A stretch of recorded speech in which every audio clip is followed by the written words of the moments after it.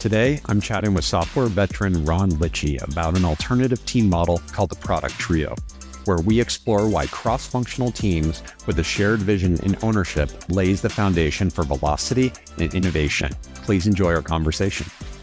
Switching to the next part of something, because we're coming right into it kind of seamlessly, is this idea of the product team paradigm, and really how do you set up a product team in order to be successful. We've talked about the why. We've talked about, the importance of bringing them through the process.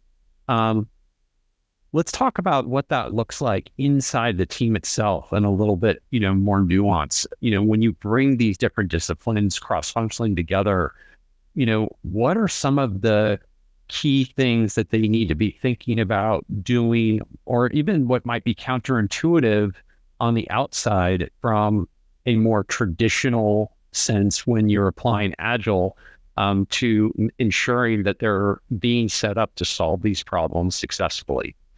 So I think the challenge is software development's a team sport, and we have specialists. We have product managers, we have back-end developers, we have front-end developers, we have database developers, we have visual and manual hands-on testers. We have testers who design regression testing and test suites and testing tools. We both need to come together cross-functionally to bring all those functions together and to work as a team. And there's this notion that the way that software development often was done was product managers or business analysts get into the customer problem and define exactly what it is that the team should do, and it ignores the contribution that developers and testers and others can bring to the solution. And we want to bring all of those people together in doing that. So there's this notion that, so let's estimate how long this thing is going to take. Let's bring in our tech lead, and our tech lead will decide how long this is going to take. Where our tech lead doesn't have the experience in database development that our database developer does. They don't have their experience in front-end development that the front-end developer does. They don't have all of, that. What we want to do is bring the whole team together. So one of the things that I see missing so often in software development is that we're going to build a product, or we're going to do a project, and we just jump into it, as opposed to having a chartering event of a half a day or 2 days. Even and part of that chartering event, one of the activities that I've seen so powerful for bringing the whole team into the mix is, it both has to do with story refinement, but it also has to do with relative estimating. Here are all the features, for example. Here are all the features we want to build over the next 3 to 6 months. Now let's put those in a snake. Let's put them, each one of them on a 3x5 card, and we'll put them in a snake for what's going to take the least amount of time to what's going to take the most amount of time. And the team's going to spend a couple of hours doing that, probably. And then if we put Fibonacci numbers on it, it's probably going to take another hour. So we're probably going to spend 3 hours. But what do we get out of that? One, we get an understanding of, that feature that we thought was really easy turns out to be something on the order of teleportation, and it's like way off at one end of the snake of all of these features. And I didn't know that. Or this feature that I thought was really hard, one of our developers says, we could solve that in this way because we've got a couple of pieces of code here that are already written, that if we just made a connective tissue between, a couple of lines of code, we would have an element of that feature. What about that?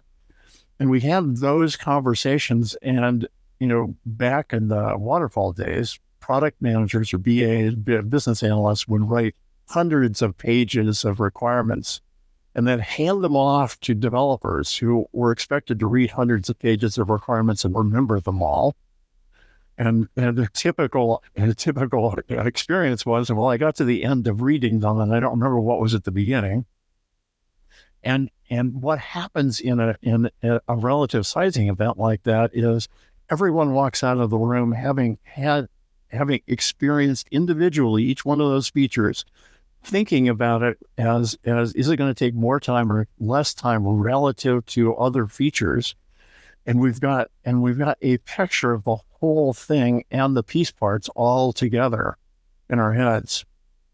And as well as having given our product managers insight into how big these things are, and that one of them is on the order of teleportation. Maybe we don't want to put that at the top of the backlog, or we want to break it out, or we want to understand it better.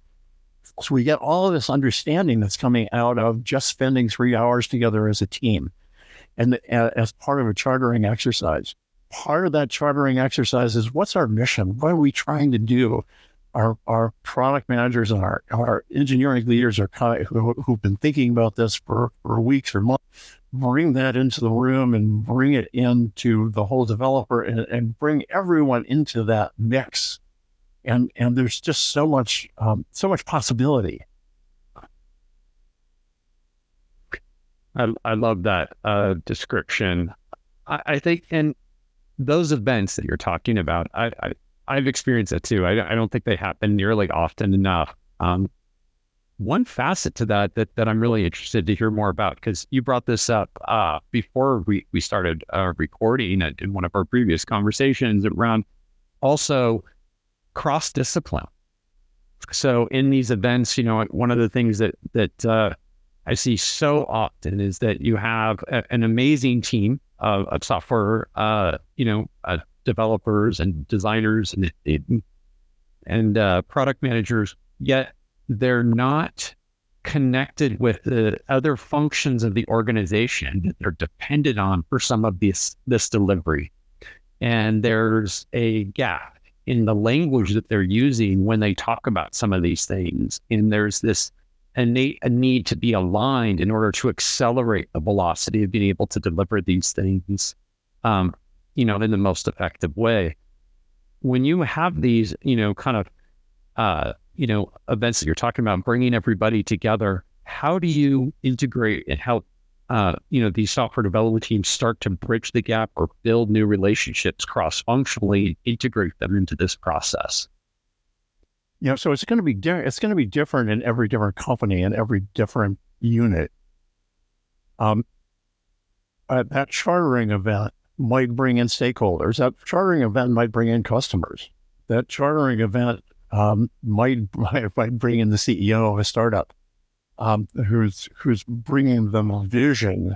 If I had Steve Jobs, I'd bring Steve into that chartering event, because we want to come out of the room with having a shared vision and a shared understanding. And you use the word alignment, and I think that's critical to what it is that we're trying to achieve coming out of that. Because with that alignment, now we're all, was it Scott McNeely at Sun years ago used to say that his job was to get all the arrows going in the same direction.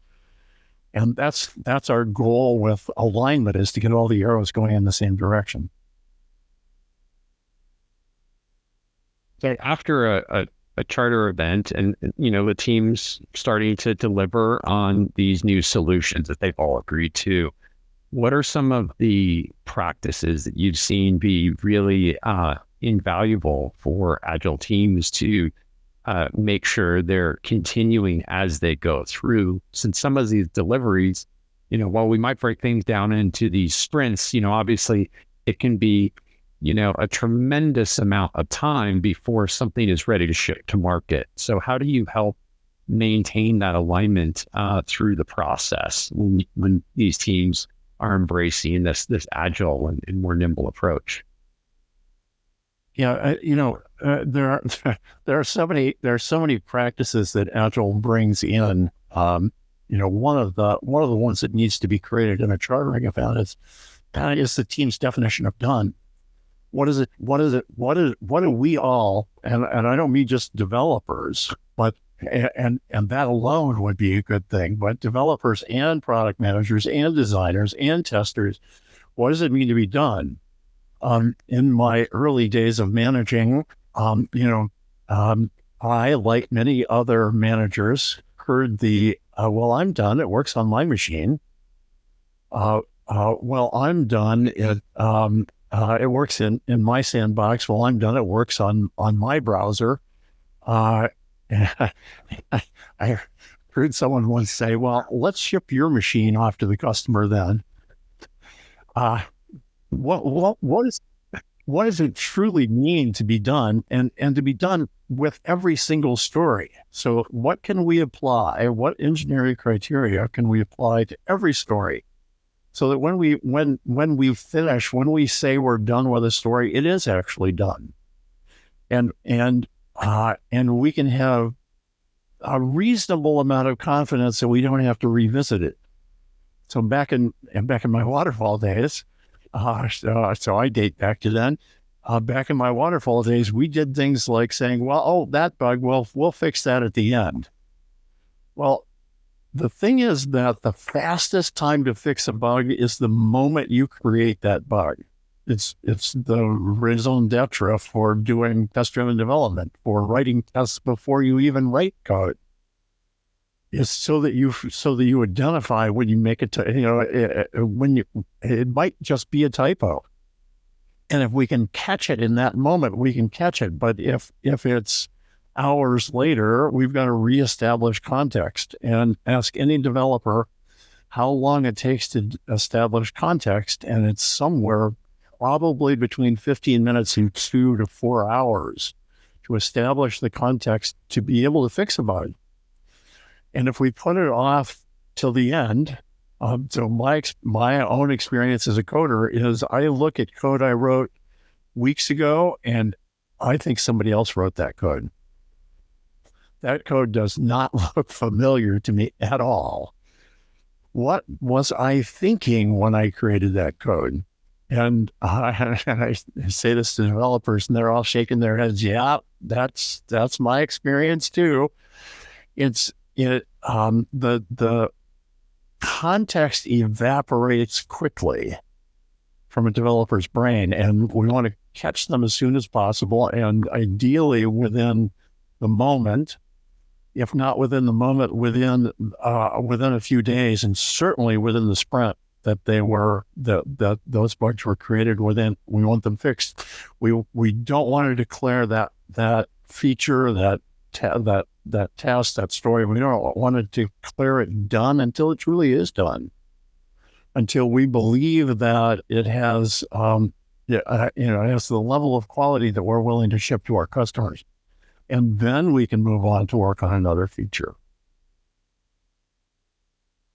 So just one, this idea of defining. Yeah, I have to say, I have, being in software for 25 years, it's very clear to me. There's only a handful of teams that I think really stop to identify what done looks like. From my experience, whether you're in a small company or even at an enterprise scale, with, consistent clarity.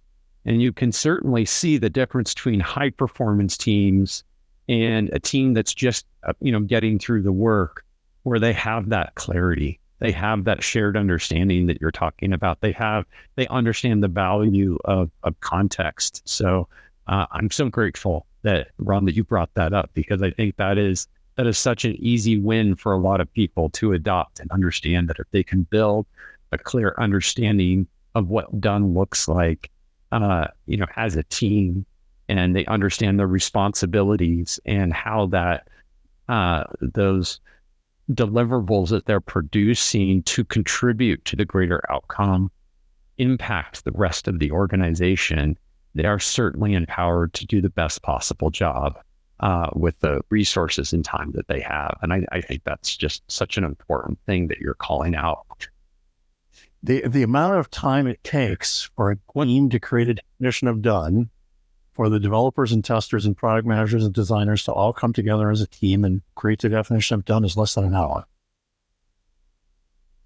It's less than an hour to get what you just talked about, that outcome you just talked about, and that I just talked about. It's less than an hour because I facilitate them all the time with teams.